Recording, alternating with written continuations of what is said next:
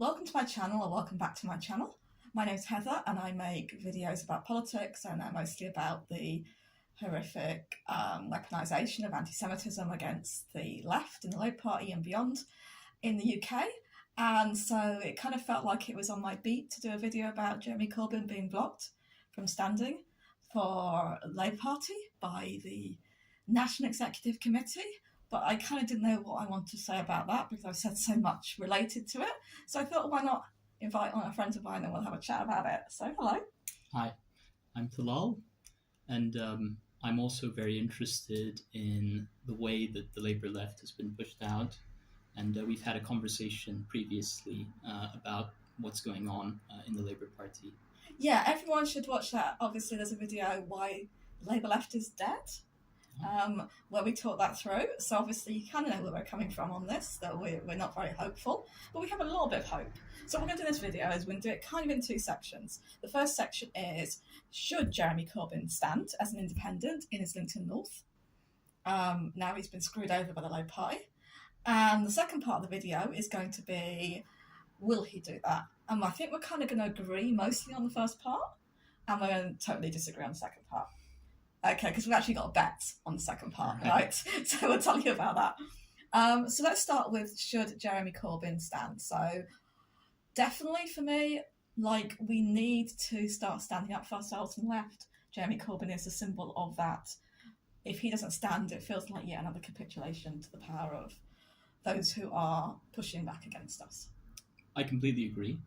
I think that the important thing about standing is to rebuild some of the confidence of the left and to run a campaign where you can actually call out not just the Tories, but to say that the direction Keir Starmer is taking the Labour Party is, Blairism Mark II, and that really none of the big problems that we face in Britain and in the world can be solved with that kind of politics. It's an opportunity really to put forward an independent message rather than being constrained by what Starmer wants. Yeah, and people will say, well, there are left parties, there's Tusk, what's that, Trade Union Socialist something or other? Yes, Trade Union Socialist Coalition. Right, and then there's the new ones, like the Northern Independence Party and Breakthrough Party, and there's also the Green Party, but I don't really feel, apart from the Green Party, none of these have a national stage, none of these do very much anywhere. There will be a lot of attention on Jeremy Corbyn if he stood independently. We would really have a platform. I agree. It's a really big deal if he decides to stand. He's the former leader. So I think standing would be a really, really good opportunity. But I think the thing which kind of has to couple with that is there needs to be an attempt to build some organization around the campaign. It's not enough, in my opinion, for Corbyn just to stand. He actually has to build up, hopefully, a democratic kind of campaign, a movement, an organization, which can actually harness the energy behind him, not just in an election campaign, but afterwards, and continue as a kind of rallying point. So I think that would be great, but I think that might be a bit too much to expect from Jeremy. So I'd be fine with him standing regardless of whether there's anything beyond that, because I think that it would do the left a lot of good just to have something that we can focus on next election, something that also is brave. It's not us saying, yeah, maybe there are some problems with the whole thing. Maybe there was a little bit of anti-Semitism. Maybe we weren't very good at running the Labour Party. Maybe this happened, maybe that happened. To say, no, actually, what we were doing was really good. And we can all come together and to help us build something between us, even if there isn't a broader. I just think it's so demoralising on left. It's so depressing and so tough. And I think a lot of people are just dropping out. And I feel like it would do good irregardless of anything else if he just stands. Look, I agree with that. I think it's much better that he stands, but I do think as well he has his peace and justice project, which up till now I think has mainly been fairly underwhelming, I would say. They've got their mailing list and they've got their various campaigns, but it's not, to my perception from what I've seen, it is not the kind of organization which invites a lot of democratic participation. Yeah. And I think really that's the next step for making the left a force again, is to try and create that space. Momentum was kind of that at one point in its history. Yeah. And then it became completely tied to the Labour Party, and it no longer had as much energy, particularly as, I think it became a little bit of a top-down vehicle. But I think maybe we should have a little bit of a diversion and talk about whether Jeremy Corbyn would win. Because I think what we're saying is it doesn't really matter whether he wins or not. Agreed. Yeah. If he... First of all, we should be clear, he has a real chance. Yeah. With his length of serving in Parliament, with his name recognition as a very good constituency MP, he has a real chance. He's in a very good position, and he's a former leader, so lots and lots of people are going to go down to Islington North and knock on doors and support Jeremy Corbyn. He has a good shot. But even if he loses, the important thing, in my opinion, is acting as that kind of rallying point, giving people something to hope for. And also it's an opportunity probably to put forward some kind of alternative program. Yeah. So to what Starmer's offering, to say, these are the things that we should be fighting for. Yeah. So I was reading some of the articles in the paper that were kind of following on from him being blocked, and quite a few of them. There's a new Statesman piece, a Jewish news piece, and a Telegraph, not Telegraph, what's the London one, Standard piece, saying, he's got no chance, essentially. The New Statesman one's really interesting, because at the final paragraph it says, don't write him off. And they've just done a really long article, they've just written the guy off. So I think that really interested me, because it showed these must have been briefed by the Labour leadership. I don't see any other way these articles were written. So I think the Labour leadership doesn't want him to stand. There were pieces which were trying to convince people that this was not a viable option, trying to like saying Jeremy Corbyn's unelectable, you try and say something and make it happen through the language. And then there were two things that neither of these articles mentioned. So one was Ken Livingstone. Mm-hmm.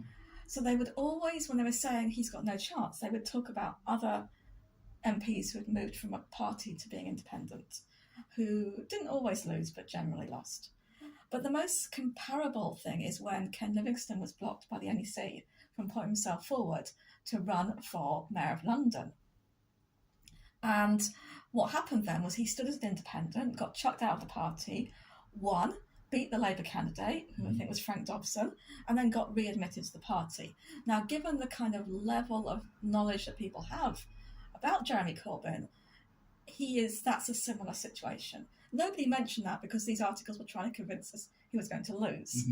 And the other thing they didn't mention, which maybe is because it's anecdotal, I canvassed in 2017 with someone from Islington North in a marginal in London. And we were chatting. He didn't like Jeremy Corbyn. He was on the right of the party. But he said that if you want to get into a block, so if you're canvassing, you go up to all these, housing estates, and they've got you have to get into the actual block, so you have to ring on lots of bells, right. And it's really tedious, and you're trying to get lots in. Lots of people don't want to let you in. Exactly, or they're out, or they just don't answer the bell. And he said the way you get into any block on any housing estate in Islington North is you say you've got a letter from Jeremy Corbyn for somebody. The guy is known everywhere. This is what people don't understand. He's not just a good constituency MP. He's probably the best constituency MP in the whole fucking country. Yeah. And he's been doing that for, 40 years? Something like that? Over 30 years. Yeah. The guy has done casework for everyone. I lived in Islington North for a bit. Even me and my flatmate wrote to Jeremy Corbyn and got a nice letter from him when something happened. And you think fondly of someone who's replied, and not just replied with a standard letter, but replied with something they've taken action on, and they've acknowledged what happened to you, and you feel like someone's heard you. multiply that up by thousands upon thousands of people, multiply that up by people talking to each other. Yeah. I don't think it's 100%. I think I'd put it 50-50. It is tough, but he's got a bloody good chance of winning. Yeah. Well, that also raises a question, which is, if Corbyn is such a good MP, and if he has a chance of winning, why has Starmer taken the decision to block him, to bar him from standing? And, there, Starmer is signalling to the whole ruling elite in Britain that the Labour Party is safe again. And there's no better way to illustrate that the Labour Party is safe again than to get rid of the man who, by chance, really, by luck, became leader, and to show that is never going to happen again. We've changed the rules to make it impossible for another Jeremy Corbyn to come out of the Socialist Campaign Group, and you don't need to worry. And so, in some ways this is a risk from Starmer, but it's more important for the right wing of the Labour Party to illustrate we are no longer tolerating the left and left-wing ideas. By left and left-wing ideas, you really mean antisemitism, don't you? Well, obviously, that's what that's what they say. I think clearly this is just the culmination, really, of the purges in the Labour Party. Yeah, it is a culmination of the purges. So let's go on to will he stand? So we have a bet, which we made really pretty much straight after Jeremy released his statement. Yeah. And you said, "Oh, look at the statement, he's going to stand." And I was like, "It doesn't say he's going to stand." And you said, "Do you want to put 20 quid on that?" I was like, yeah, okay. Because I figured that if he stands, I'm super happy, that's what I want. If he doesn't stand, at least I get 20 quid.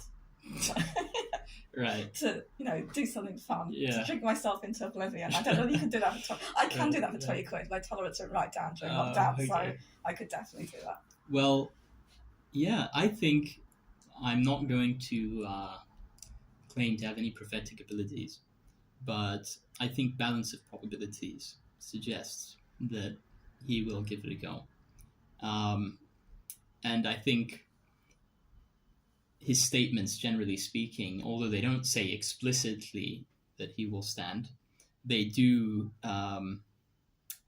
carry a fighting spirit in the way that he says, "I'm not done fighting for my constituents." So I think there's a decent chance. Okay, so I'm going to put the case for why, sadly, I don't think he's going to stand. So my analysis was done when I started to think through the consequences of him standing, which is that every single person in the Labour Party who's still in the Labour Party, which includes you, doesn't include me, would have to make a decision about whether they want to support Jeremy Corbyn in any way whatsoever. So that could mean even retweeting him, not even retweeting him to say, "I want you to win," just retweeting like something he's done, like standing on the picket line, and staying in the Labour Party. And that would also include like comrades he's been really close to, like Darren Abbott and John McDonnell, who would, I guess, face immediate deselection if they even shared something that he tweeted, let alone if they said, "I think it's fab that Jeremy's standing as independent." I don't think he would do that. I think he's too nice to do that. I also think he's too wedded to the Labour Party as a political strategy to do that. Okay, so I think you're right on one point, which is I don't think Corbyn is going to expect his comrades to back him, and he's not going to call on them publicly to support him. Yeah. So I don't think there's going to be any vocal support or support at all from the Socialist Campaign Group. But on the other hand, I think the argument that Corbyn can make is, look, I didn't want to leave the Labour Party. I was forced out of the Labour Party. And from that point of view, given that many people have already left, there is clearly an argument that, look, at the end of the day, I would have stood as a Labour candidate, but I've just been prevented. The rules have just been rigged against me, and this is completely justifiable for me to stand as an independent. Of course, there's that argument. I just think that isn't his argument. So it isn't just that it would split like the Socialist Campaign Group. It would split the whole party, including his local party, including his local councillors. Some of those local councillors probably would want to support Jeremy. They would get automatically deselected. It's an incredibly divisive thing to do. Jeremy, we know through our experience of seeing as leader, is the absolute opposite of divisive. So I don't think it's in his character, but I also think that he's very wedded to the Labour Party as the be-all and end-all. And if you look at his statements, he doesn't say, I won't stop fighting for my constituents. He says, I won't stop fighting for the people of Islington North. I would say that's a deliberate choice of words. I also think that the fighting talk is an attempt to leverage as much power as he can to get selected as a Labour candidate. Everything I've seen from Jeremy Corbyn, everything I've seen from the Labour left, Momentum, John McDonnell, other people, has been about leveraging power within the party to get a decision reversed. I think this is completely delusional. There's absolutely no way this decision is being reversed, but there is no attempt to look beyond the decision to what might happen next, neither from Jeremy nor from anyone else. And I assume that people like Momentum, people like John McDonnell, are close to Jeremy and are taking partly instruction from him. Mm-hmm. Similarly, the Islington North constituency Labour Party, the people who are supporting him there, they put out a petition and they've asked us to pass motions in our trade union branches and in our Labour Party branches. This is an internal campaign. I remember John McDonnell tweeting after the decision to block Corbyn, we need a mass campaign in CLPs and affiliates, as though that will have any impact whatsoever on the decision. And I remember I responded to the effect of, this is either stupid or dishonest, because you're telling people... it could be both. Possibly. Yeah. But you're telling people you should participate in a pointless exercise if you actually understand the political situation, or you just completely don't understand the fact that Corbyn is not going to be readmitted. So you're stupid in that case. But I think... it also ignores the fact that there was a mass campaign to get the decision reversed. In the past, we did pass motions, and we had those blocked, and we had people suspended en masse, and people I was really close to through the CLP secretaries network were suspended, and some of them are still... They were excluded, expelled from the party in the end, for allowing discussion, even of Jeremy Corbyn being suspended by the Labour Party. The idea that we can do this is insane, and that we didn't try to do this, and that is, to some extent, it wasn't quashed, not only by the party, but by Momentum, who didn't put any energy into that. Yeah, I mean, that ship, in my opinion, has sailed. So there was a time in the Labour Party to really try and resist the purges. And there was a time when that was a feasible strategy. And there were certain demands that you could have put forward which would have helped you, and which you could have got quite a lot of support for. But groups like Momentum and the official left generally, by the official left, I mean the Socialist Campaign Group, Momentum, Campaign for Labour Party Democracy, those sorts of groups, they really just sort of decided, look, we don't want to rock the boat too much. We are just going to kind of quietly go along with the various moves of the right wing in the party. And so that ship has sailed, is the point that I'm getting to. It's too late now, really. And there are groups in the Labour Party that put up a fight. Jewish Voice for Labour put up a fight. There are various groups that put up a fight. But that's it's over now. So really the question is, for the Labour left, where do you go from here? And unfortunately, in my opinion, groups like Momentum, their whole political existence, their reason for being, their entire view of politics. Their whole strategy is there's no way but Labour. Yeah.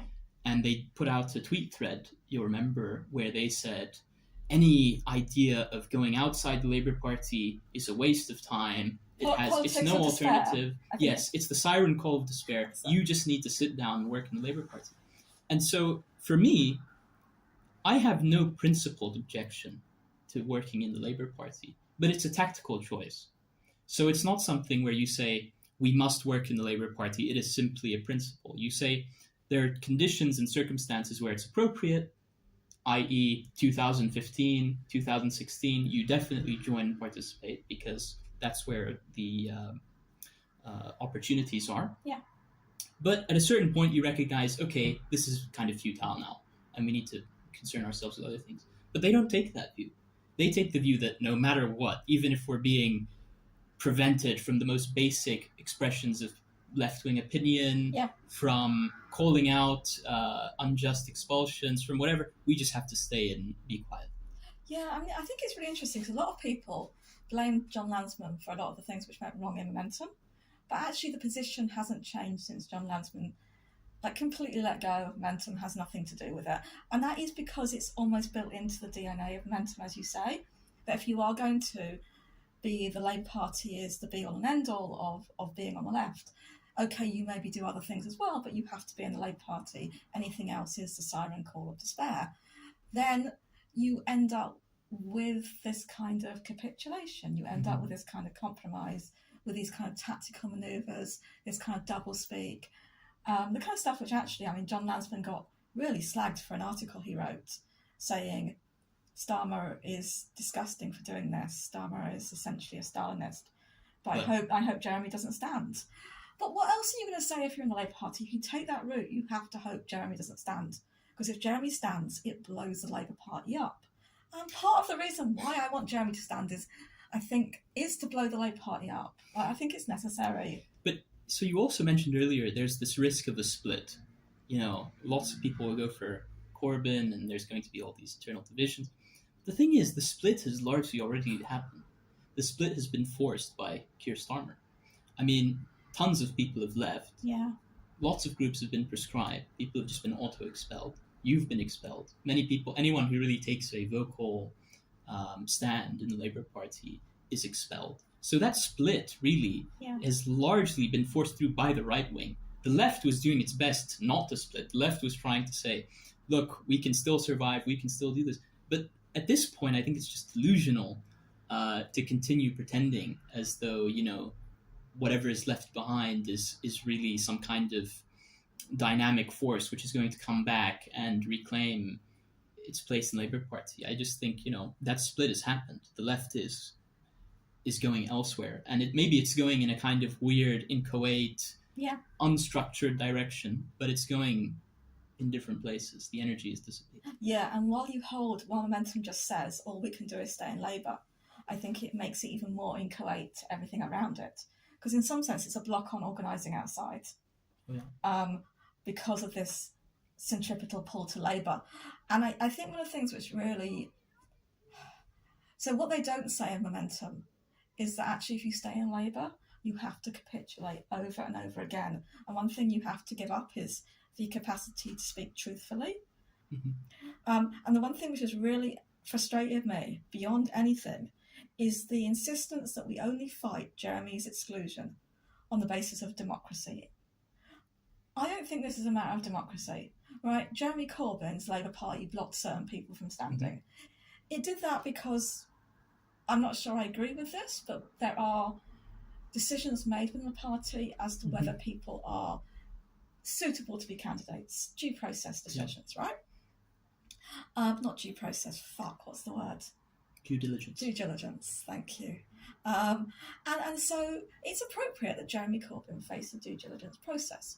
What we are disagreeing about is whether he should be blocked on the grounds of due diligence, and that goes to anti-Semitism.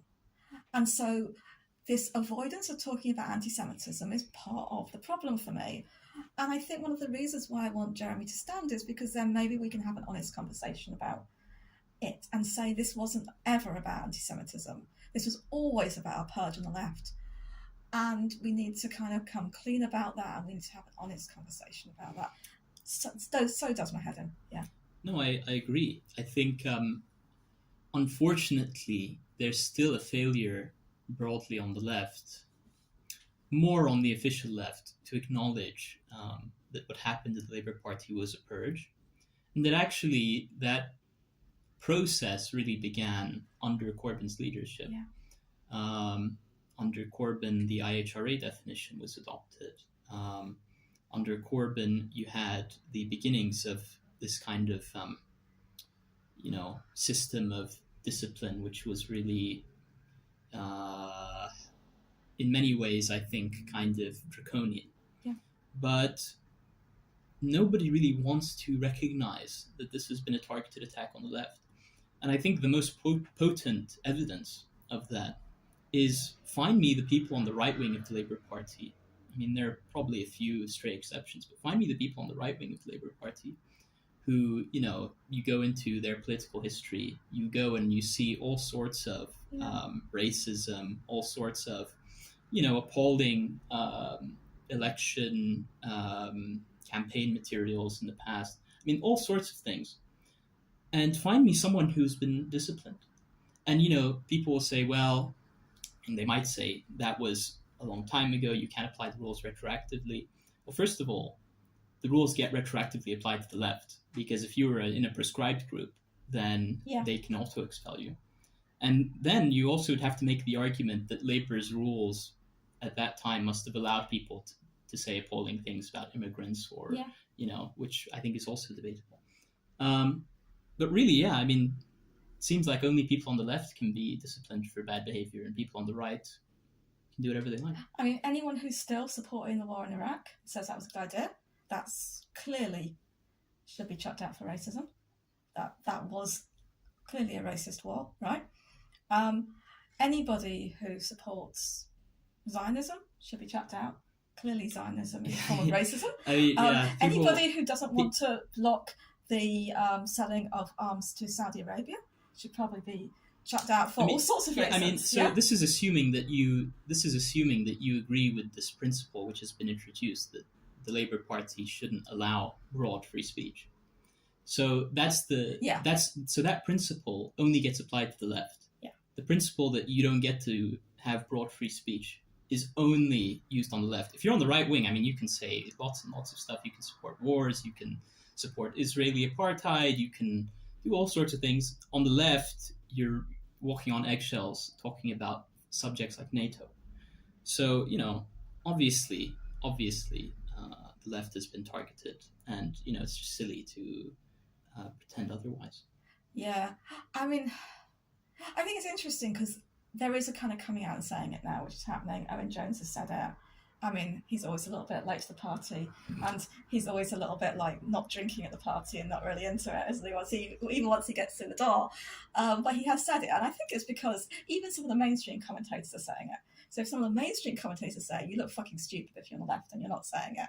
So I was, doing some research for this, and I watched Lewis Goddell on some podcast he does with Emily Maitlis and some guy I've never heard of.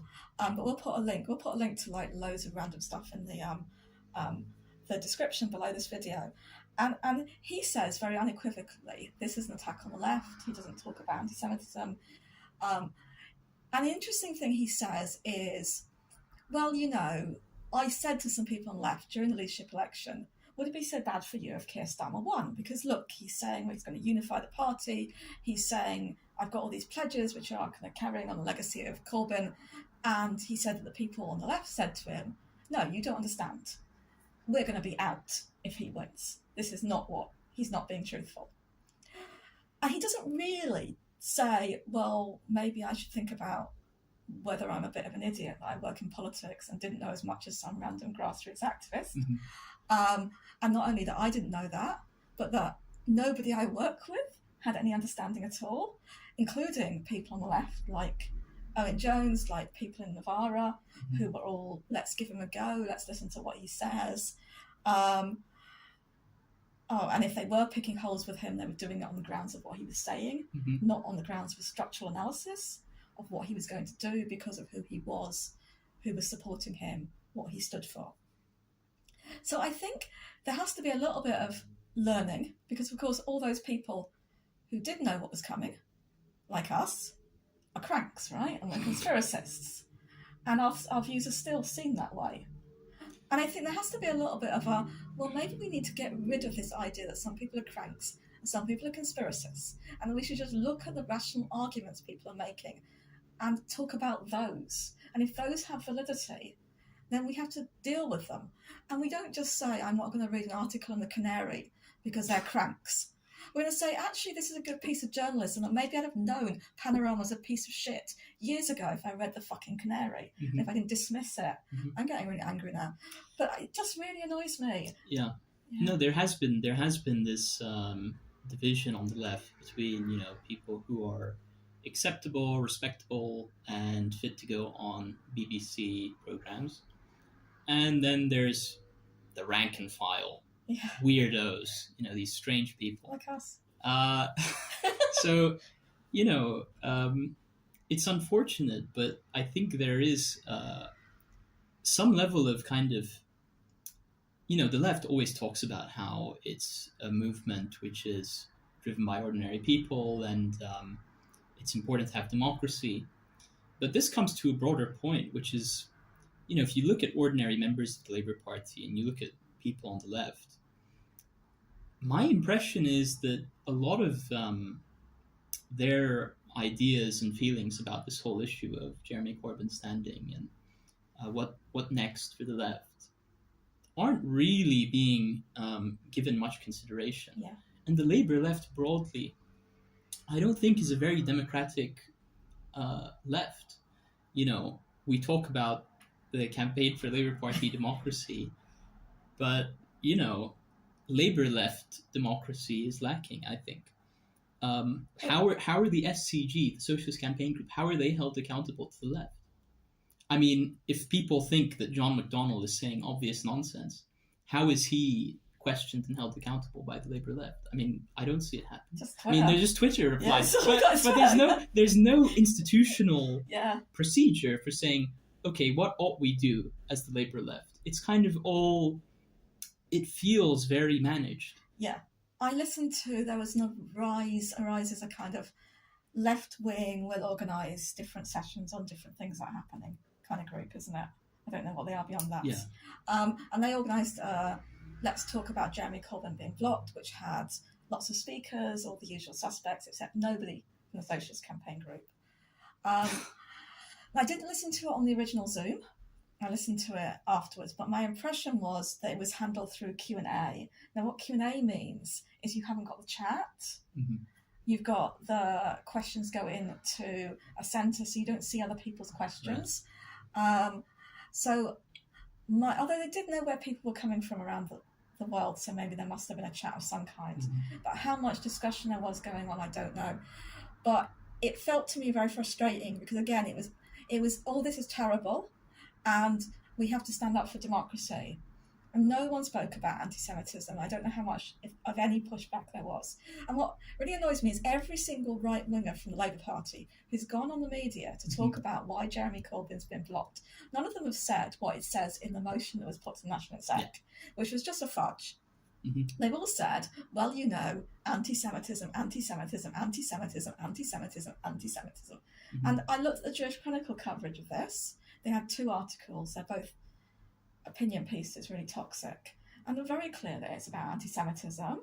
They also have a lovely companion piece about how great Margaret Thatcher was on anti-Semitism. So that's nice, just in case you weren't clear on their political stuff. So if the right wing are very clear on what this is about, how can we, given that we don't control any aspects of the media, we can't get our agenda out, how do we change that conversation unless we take on what they're saying?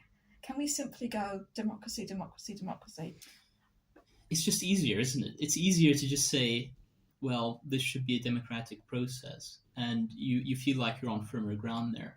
Whereas when you have to challenge, what has become a very well-established media item, it's very difficult now because it's almost like you're from a different planet. If you start even asking questions or saying, can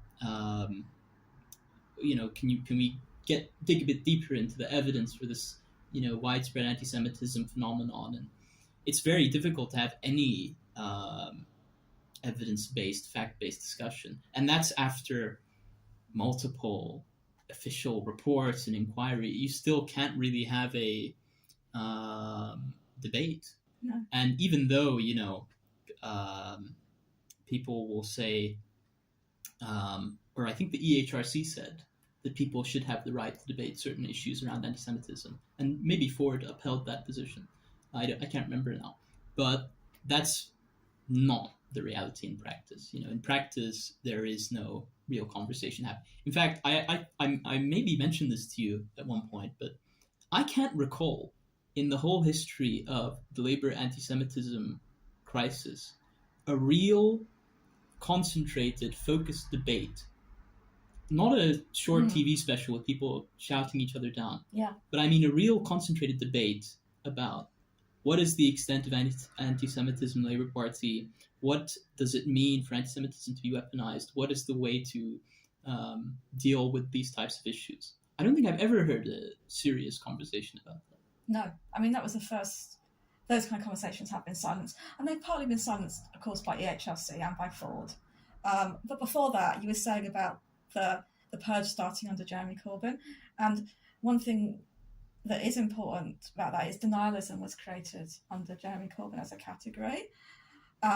So by the disciplinary staff, under Jenny Formby, so the left disciplinary staff, they said, well, saying it's been overplayed by the media, saying it's not bigger problem as other people say it is, that's denialism. It's not anti-Semitism, but it is a problem. Contributes to the problem. Yeah. Part of the problem. Part of the problem, exactly. And so they didn't know how to deal with it. But they certainly constructed a flowchart which included it. And I guess the right were like, this is a useful flowchart. Maybe we can use it to get rid of Jeremy Corbyn. Which is exactly what they did. Yeah. And certainly Ford even talks about denialism as well. Even now, there are people on the left who continue to deprecate Corbyn's statement because they so heavily buy into this kind of denialism logic about Labour anti-Semitism. So, for example, in Andrew Fisher's article, I think, about the blocking of Corbyn, he says, Corbyn's statement, I'm quoting him, was ill-judged. Yeah. And then you're thinking, well, that was the first time that Corbyn really said something, in my opinion, that stood up for himself and that stood up for members of the Labour Party. And I think it's really unfortunate that people on the left, again, it comes back to the kind of Labour is the only way. They can't tolerate that kind of just honest rebuttal because it's just... Yeah. It's beyond the pale. Yeah. Do we have anything else to say? Is there anything else we need to say about any of this that we haven't covered? I think that was a good discussion. I having said that, I didn't really want to make a video about this because it feels like I've done this video already. But it is important. It's really important that we talk about what's happened to Jeremy Corbyn, and we talk about it as much as possible. And then we talk about it to random people as well. I talked about it I had an electrician in about 2 months ago. I talked to him about it, and it's interesting. He thought Jeremy had been stitched up. Really? So this stuff cuts through. Yeah. He's not on the left. Doesn't know anything about what's going on. So I think we should be talking about it. I think we should be going out to people we know and people we don't know that well, and just saying, what do you think about what's happened to Jeremy Corbyn? Because we have to get out of the Labour Party, and one of the things it would do if Jeremy stood is it would get it out of the Labour Party. And I keep thinking back to 2016 when Jeremy was under attack, and I think it was when was Jeremy under attack? It was the Friday, wasn't it, when the resignation started? And on the Monday, the day after the referendum, and on the Monday we had a demo in Parliament Square, right? Really fast. And I really wish that's what Momentum would be doing now. That they would have said, fuck it, everyone get down to Parliament Square. This is disgusting. Let's get 10,000 people in there like we did in 2016. And I think we could have done it. And even if we couldn't have done it, we should have tried. We owe it to ourselves, and we owe it to Jeremy, and we owe it to the world to fight this.